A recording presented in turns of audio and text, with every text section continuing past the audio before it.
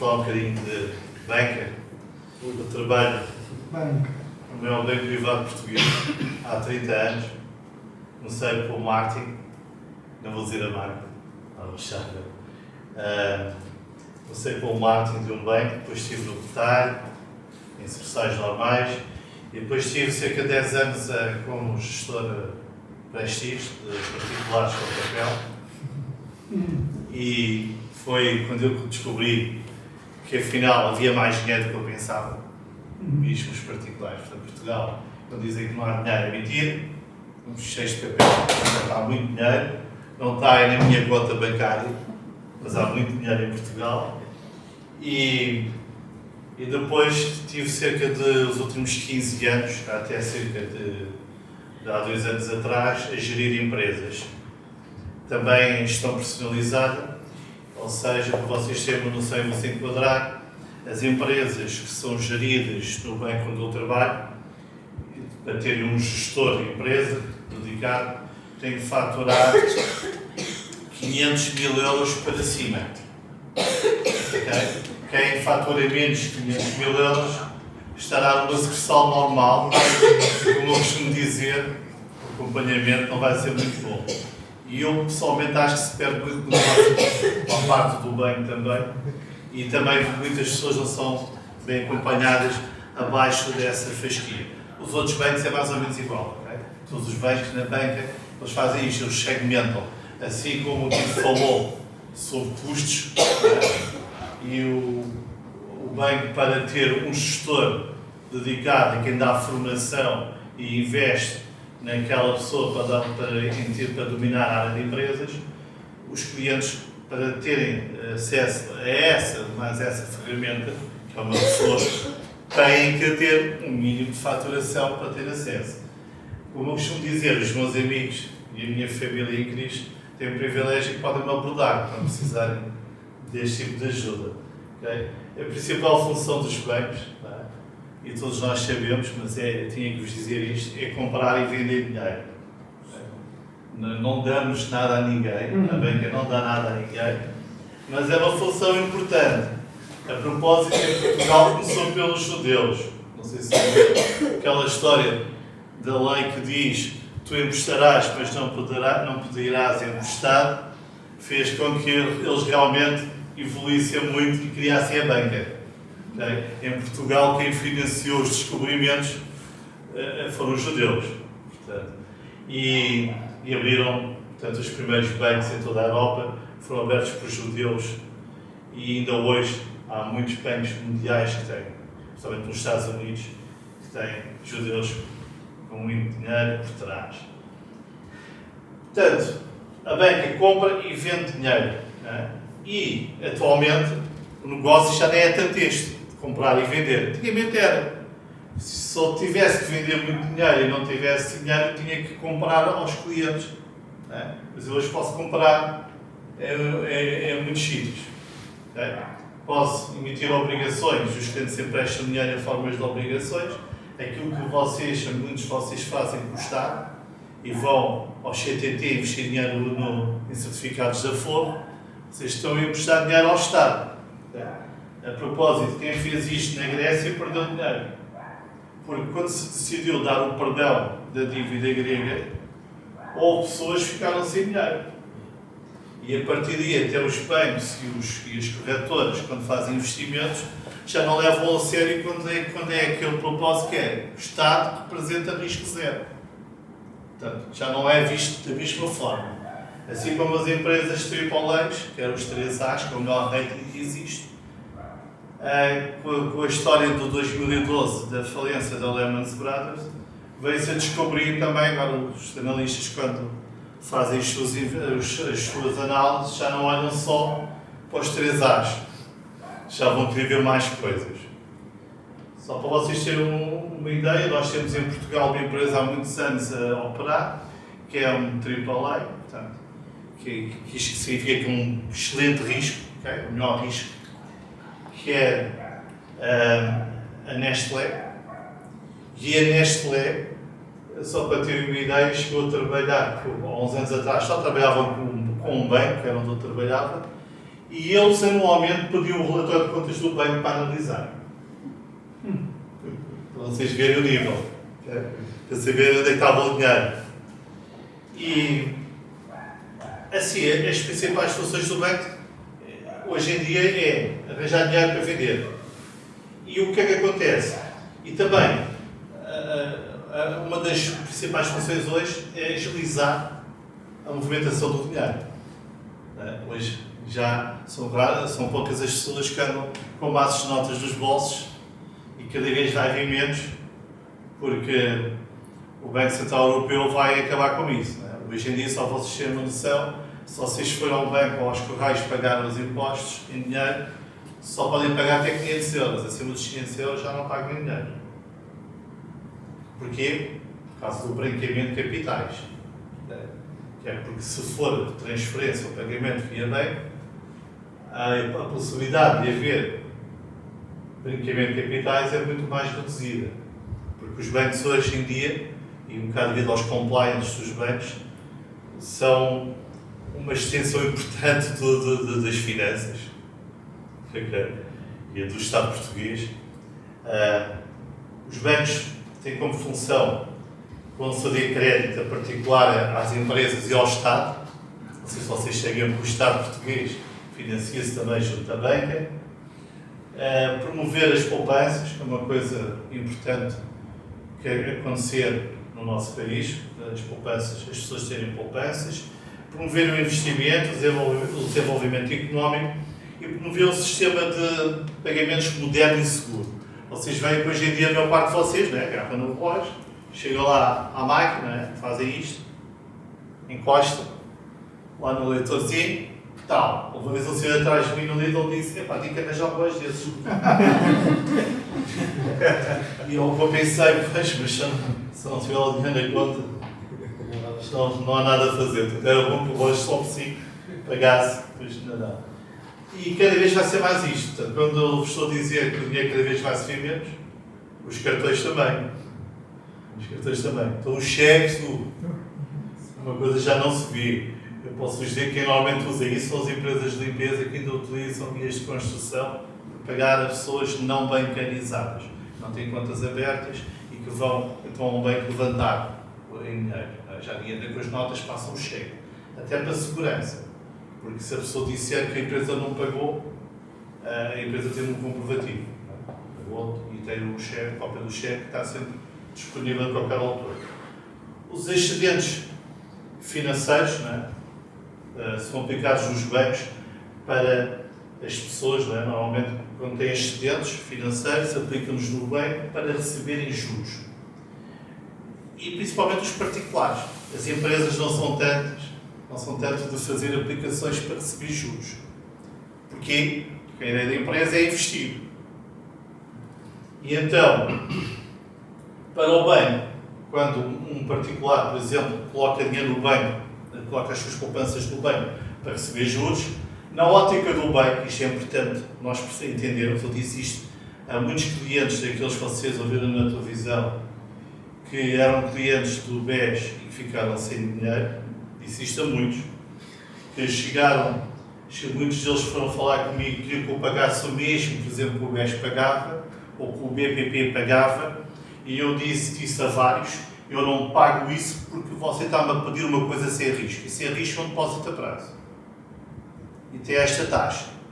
Se você quiser essa taxa que eu dou, eu vendo obrigações ou fundos de baixo risco. E poderá receber, e eu repeti sempre, poderá receber o dobro.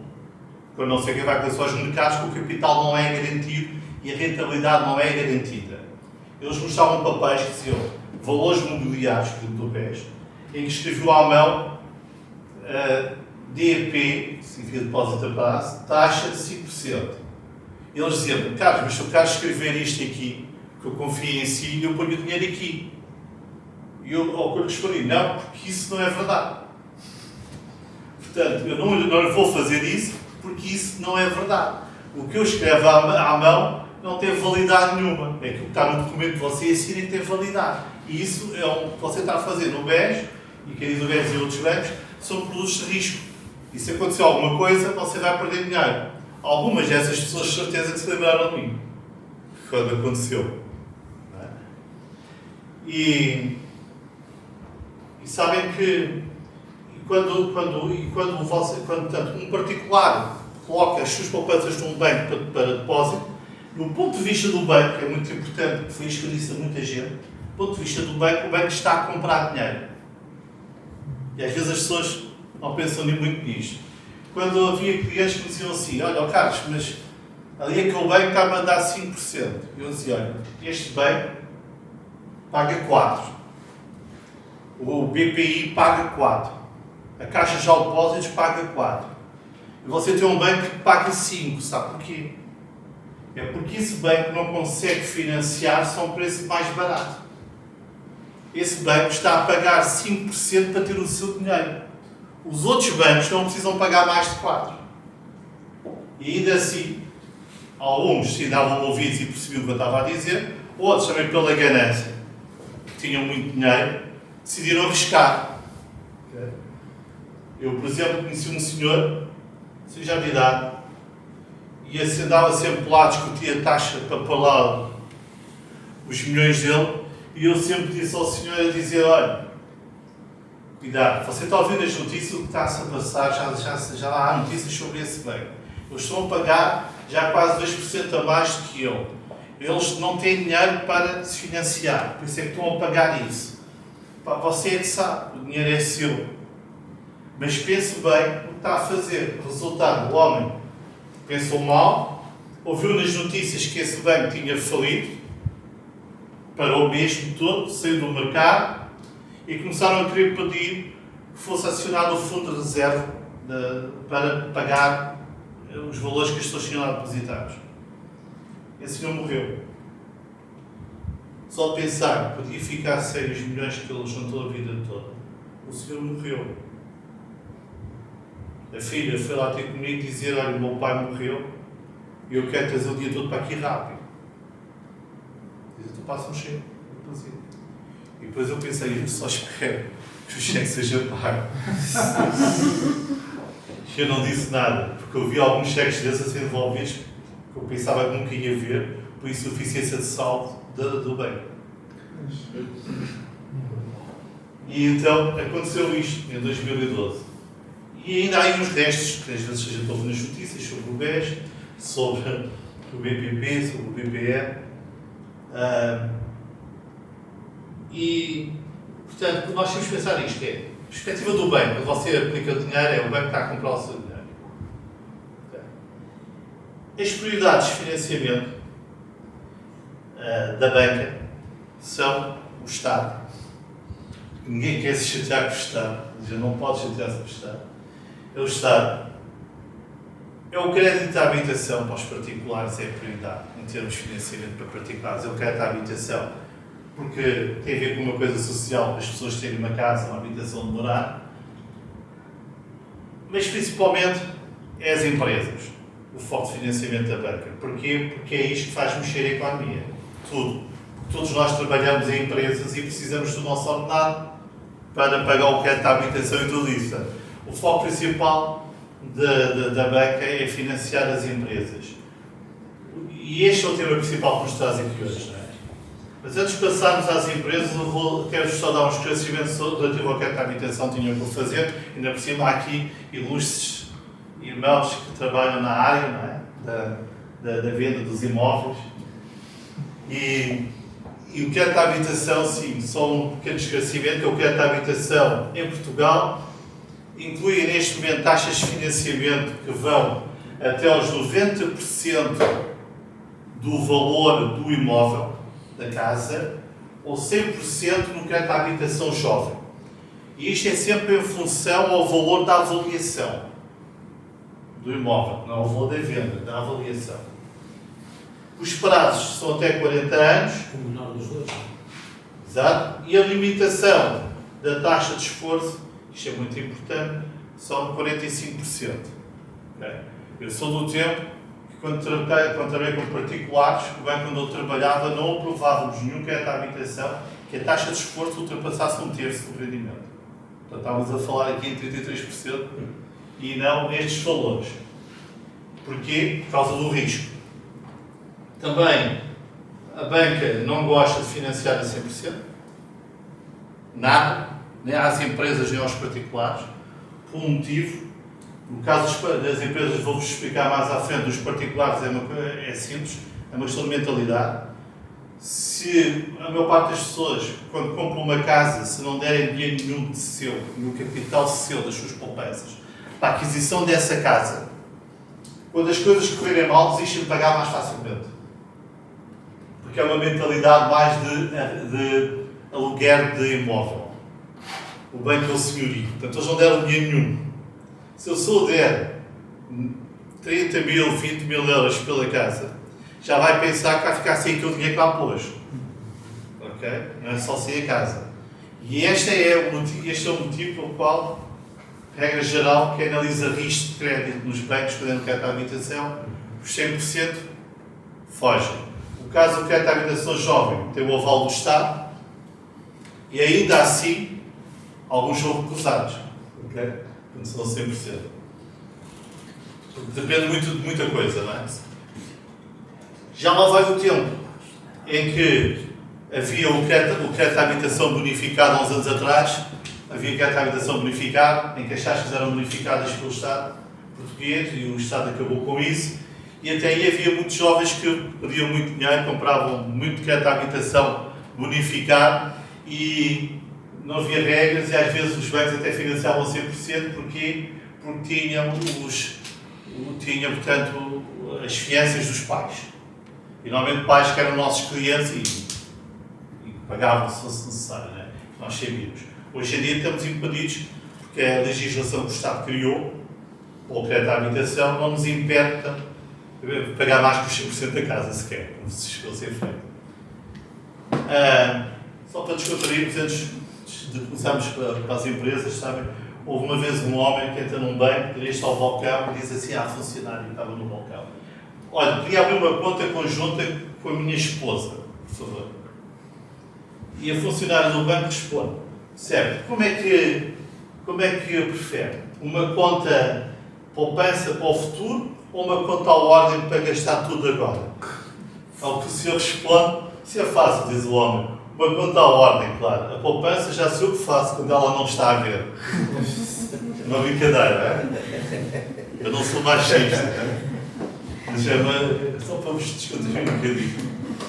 Mas, e vocês sabem que é uma realidade. Eu vendi muitos cartões de crédito, aqueles dourados, que as pessoas gostam de mostrar quando vão às compras. E há uns anos atrás, quando não havia tantos cartões de crédito dourados, só tinha um cartão de crédito dourado quem tinha dinheiro mesmo. Então, como o banco oferecia a segunda anuidade do cartão, para um segundo titular da conta, mas a primeira custava dinheiro. Só tinha que pagar a anuidade. Então o que é que eu fazia? Em vez de ligar para os titulares da conta ou homens, ligava para as esposas e perguntava: olha, tenho aqui um cartão de crédito dourado para lhe oferecer. O seu marido paga o dele, mas o seu eu ofereço. E era certinho. Todas queriam. Olha, mas ele tem que assinar. Mande lá isso que eu arranjo a assinatura dele. Portanto, e aqui dá para ver quem é que manda também. Agora, financiamento às empresas, que é o que nos trouxe aqui hoje, sempre na vertente, como eu vos disse, raramente financiamos, não vou dizer nunca, raramente financiamos a 100%. Porquê? Porque o banco não é o único investidor. Num financiamento destes, para as empresas, se for um financiamento a 100%, significava que o banco era o único investidor. E a ideia é a empresa entrar com algum capital para o banco não ser o único investidor. Portanto, a entrada nos financiamentos é obrigatória. Por isso, é bom haver poupança, para haver entradas. Okay? Quando as pessoas, até as empresas, quando vão comprar comida, há bocadinho ouvimos falar, estavam a falar como é que as empresas fazem para reduzir os lucros no final do ano. Em Portugal, na maioria das pequenas empresas, micros e pequenas e médias empresas, é trocar de carro. Não é? E então, até quando trocam de carro, por exemplo, alguns dizem: quero um leasing a 8 anos. Está a brincar comigo? Isso é lá no stand de automóveis que fazem leasing a 8 anos. Eu no banco faço-lhe 4 anos. Porquê? Porque essa viatura vai entrar nas contas da empresa e é amortizada em 4 anos. Exato. Portanto, se a viatura, ao fim de 4 anos, das contas da empresa, deixou de valer, eu vou-lhe emprestar a 4 anos. Mas atenção, como eu vos disse, a realidade que eu tinha com as empresas não é também das micros e pequenas empresas, certo? Ou seja, uma empresa, até que, um bocado que o Tito estava a falar nisto, até que as empresas maiores têm uma análise financeira mais organizada e também não querem financiamentos a 100%, também sabem. Eu quando me reunia com diretores financeiros iam discutir também, às vezes, nem era tanto o preço, que eles já sabiam lá está, que eu ia apresentar um serviço, e o serviço também se paga, mas já está, não me comparava sequer com a concorrência, porque eu chegava lá e dizia, olha, tenho isto está aprovado, você amanhã manda os papéis, faz-me entregar isto assinado, vai buscar a viatura, ponto final. E então, não há financiamento a 100%, portanto, mais uma vez, porque senão o carro era do banco. A propósito, hoje em dia, esses carros todos a ver para aí em gama alta, a circular em Portugal, que são um país de ricos, os teus nomes de empresas, as empresas estão todas a ser penalizadas neste momento.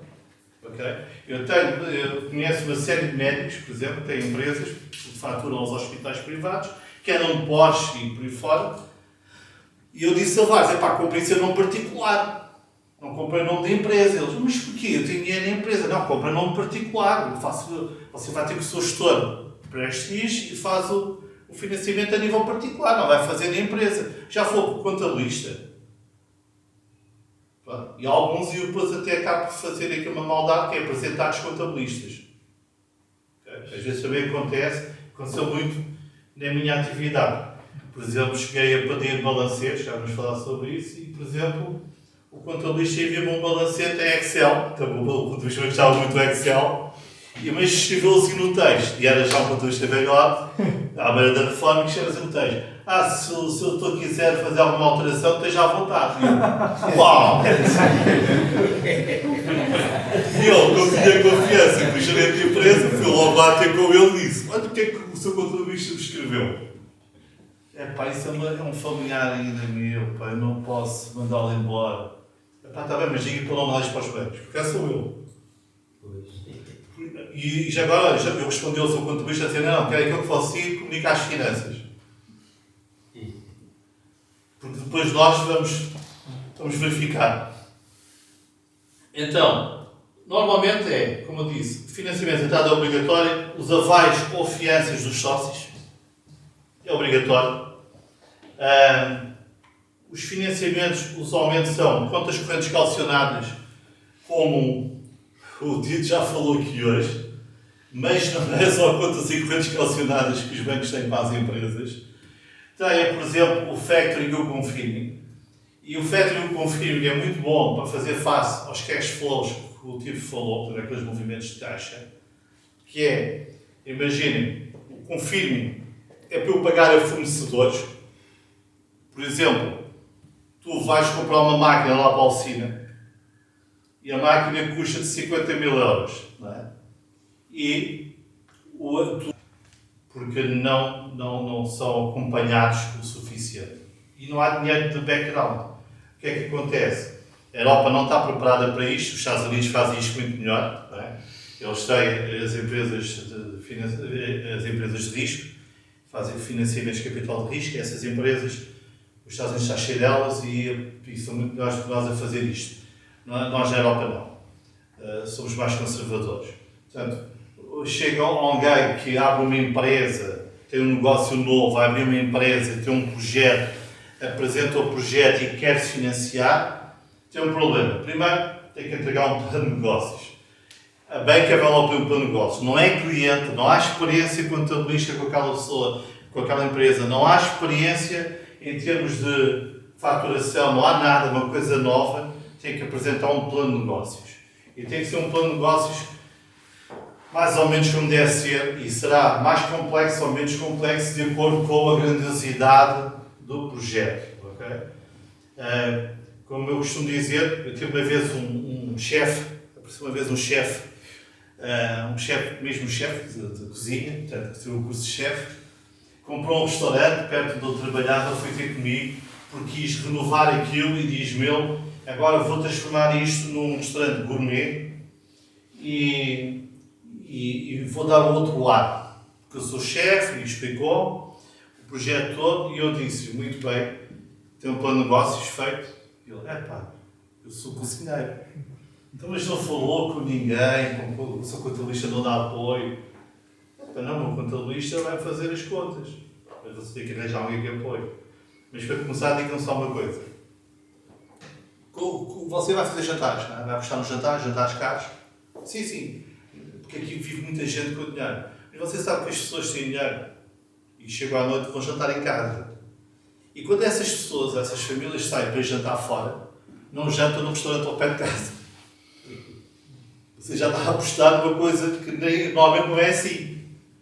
E depois ao almoço, o que é que você vai fazer? Porque aqui trabalham pessoas que alguns são empregados das pessoas que vivem cá, outros trabalham em empresas de serviço e que vão almoçar por aqui. O que é que você vai fazer? Vou ter menus. Muito bem. Então quanto é que você vai cobrar por menu? Em média, no seu restaurante. Estou a pensar a cobrar 15 euros. Isto foi há cerca de 10 anos atrás. E eu perguntei-lhe assim, está bem, você ia cobrar 10 euros por menu. Prato, bebida, sobremesa e café. E eu perguntei, então qual é a margem que você vai ter? Quanto é que você vai ganhar por menu? E deu um nó na cabeça do cozinheiro. Mas ele, então vão ser uns 10 euros. Não. E você vai fazer uma coisa, você vai estudar melhor isso, vai ver mais ou menos quantos empregados vai ter, quanto é que vai gastar na eletricidade, quanto é que vai gastar com a comida que vai comprar, quanto é que vai gastar com o aluguer, estimula mais ou menos o valor de menus que vai servir por dia, faz estes cálculos todos, vire pelos menus e venha cá falar comigo outra vez. O cozinheiro não voltou a ter comigo, mas abriu o restaurante, fez o restaurante a funcionar outra vez. Passado 2 meses já a fechar.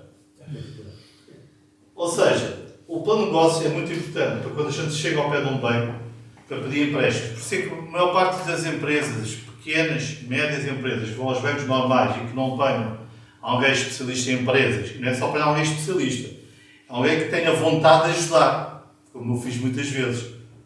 Porque imagine, alguém que gera empresas, fatura mais de 500 mil euros, tem milhões de euros de objetivos para vender dinheiro por trimestre.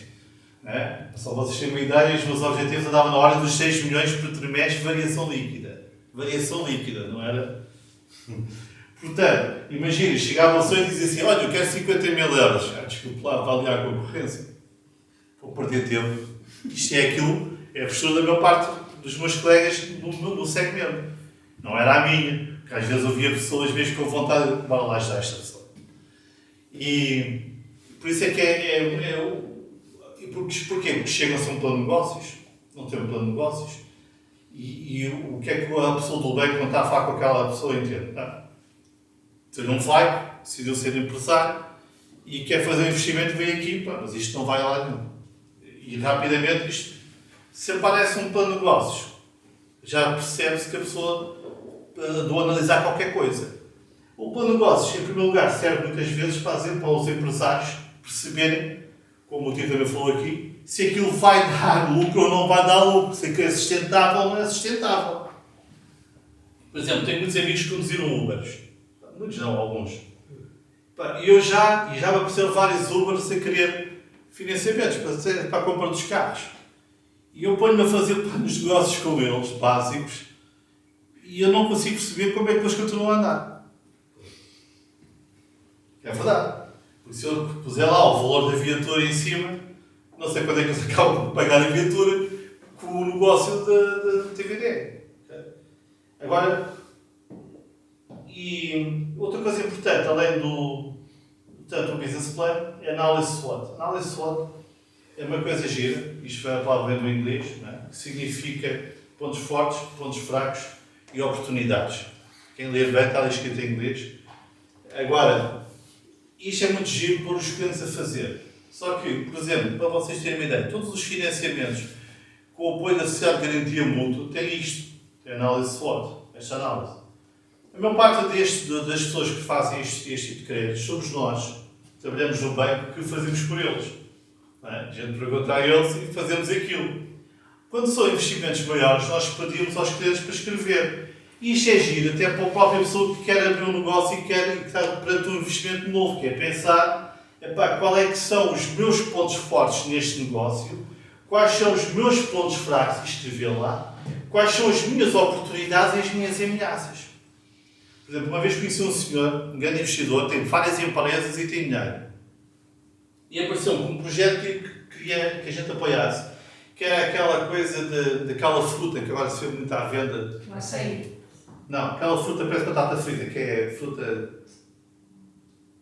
Como chama? Aquela fruta que parece que fica seca. Liofilizado? É essa, é uma coisa assim parecida, estão a ver?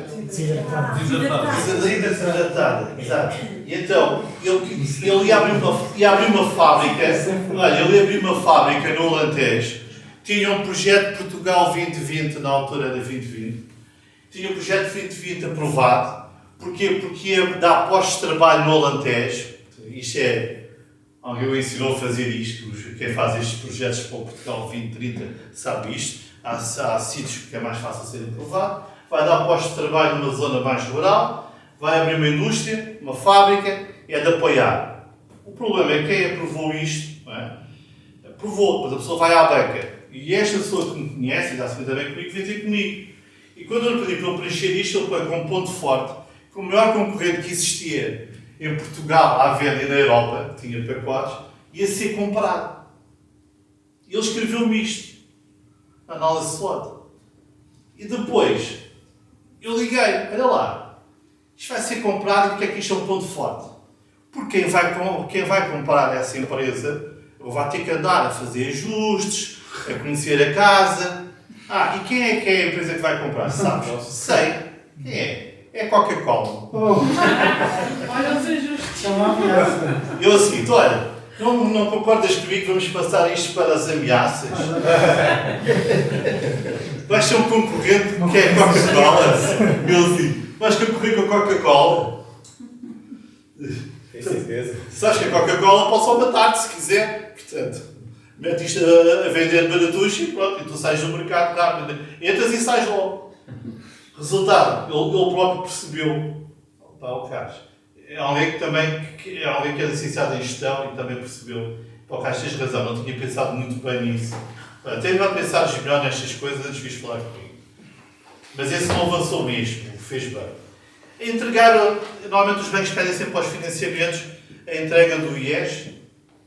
Hoje em dia, nós nem pedimos que nos mandem o IES, portanto, nós literalmente ligamos ao cliente e dizemos: você já pagou aqueles 90 euros que o contabilista mandou para pagar quando o IES? E ele diz: não, porquê? Preciso que você pague isso rapidamente, que eu preciso de o ver. Ou seja, nós não pedimos o IES, nós temos acesso ao IES, nós pagamos às finanças para ter acesso a essa informação. E também a banca financia mais as empresas que os particulares, também para apoiar a economia, mas também porque as empresas não podem esconder nada. Os particulares podem esconder muita coisa. As empresas não podem esconder nada. Está tudo publicado. O IES está lá tudo. E normalmente nós pedimos o IES, pedimos o balanço, o balancete e a demonstração de resultados. Estas três peças são muito importantes para nós, porque nós depois cozinhamos-as todas e vamos fazer perguntas às vezes interessantes. E daí também a importância de não haver saco azul. Antigamente havia mais, hoje já não há tanto. Saco azul era uma conta que normalmente era aberta em nome dos sócios, para onde entrava o dinheiro não declarado. E às vezes depois ainda dava como garantia aos financiamentos da atividade. Isto hoje não há, porquê? Porque isto hoje é proibido. Não é? Mesmo as finanças controlam isto.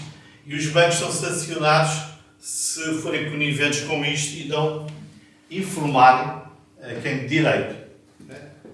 Portanto, hoje em dia não há nada disso. Portanto, tudo aquilo que nós vendemos, ou todos os serviços que nós, empresas, prestamos, deve ser faturado. Deve ser faturado.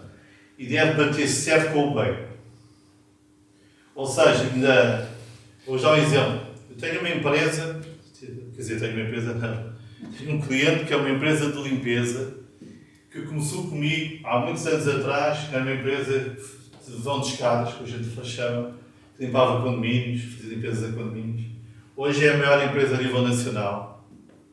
Só para vocês terem uma ideia, quem gera esta empresa é um casal, um senhor que é engenheiro químico e, portanto, é quem faz as certificações para os produtos que a empresa tem que usar. E ela é uma mulher do norte, apenas isto, e que sabe cobrar muito bem e não tem dívidas porque ela vai atrás deles e não os larga. Trabalha muito com o setor público estatal e consegue cobrar deles mesmo ali à séria. Só para ter uma ideia, é possível um dia aparecer um negócio de uma venda desta empresa por um valor muito acima dos 40 mil milhões de euros. Portanto, e vão-se reformar. E o que eu me lembro, e estou-vos a dar este exemplo só por uma coisa interessante, eles não são nossos irmãos em Cristo. Eles não conhecem Jesus como seu Senhor e Salvador. E esta mulher do Norte sempre disse uma coisa que era: Carlos, eu quero pagar os impostos todos. Eu quero pagar a Segurança Social, quero pagar o IVA, quero pagar o IRC. E quanto mais eu pagar, melhor. É sinal que eu vou ganhar mais dinheiro. E eu não quero nenhuma estratégia para tentar fugir. O meu contabilista sabe isto. O meu ROC sabe isto. Eu não quero estratégias para benefícios fiscais. Porque eu quero dormir descansado à noite. Hoje, em breve, vai ter o resultado disto. Vão-se reformar com muitos milhões e pronto, não vão precisar mais preocupar. Mas só para vocês verem que a atitude, os princípios, estão lá. Okay? Eu cada vez tenho mais problemas em contratar um serviço que não me passe em fatura. Okay? Tenho mesmo problemas com isto. Porque estou a ser conivente e não sei bem com isso. Ainda por cima porque, à luz da Bíblia, eu entendi isso até como pecado. Okay? E quando Jesus disse, quando mostraram a Jesus aquela moeda, lembram-se? Para pagar os impostos. Como é que é? O que é que fazemos? O que é que Jesus disse? Dai a César o que é de César, ou seja, dai ao Estado, às finanças, o que pertence a eles, e a Deus o que é de Deus. Portanto, nada de confusão, Jesus nunca disse, pelo contrário, para nós, que eles são os ladrões, então não nos vamos pagar nada. Não. Isso é aquilo que os gregos faziam e continuam a fazer ainda hoje, em grande porcentagem na Europa, nós somos os piores. E é muito interessante o que temos dado a achar sobre o livro Tito, que também mostra que já era assim quando Paulo lá andava. Agora, é muito importante, como por exemplo, ainda recentemente, eu estava a analisar um balancete de uma que uma empresa enviou e tinha lá uns milhões em depósitos à ordem, como eu estava a falar, os depósitos é dinheiro. Okay? Eu vejo lá uns milhões em depósitos à ordem e depois eu fiquei assim, ainda por cima estava discriminado e dizia qual é que eram os 3 bancos onde estava esse dinheiro em depósitos à ordem. E onde estava mais era o banco onde eu trabalho.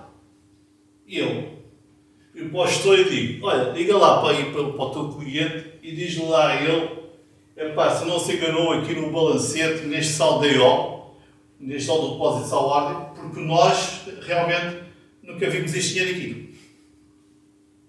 E, portanto, ele não precisa nos mandar o extrato, que é aqui que eu listei. Portanto, fala lá. Enganou-se nos zeros. Fugiu o balancete. Portanto, estava a tentar martelar o balancete. É claro que a minha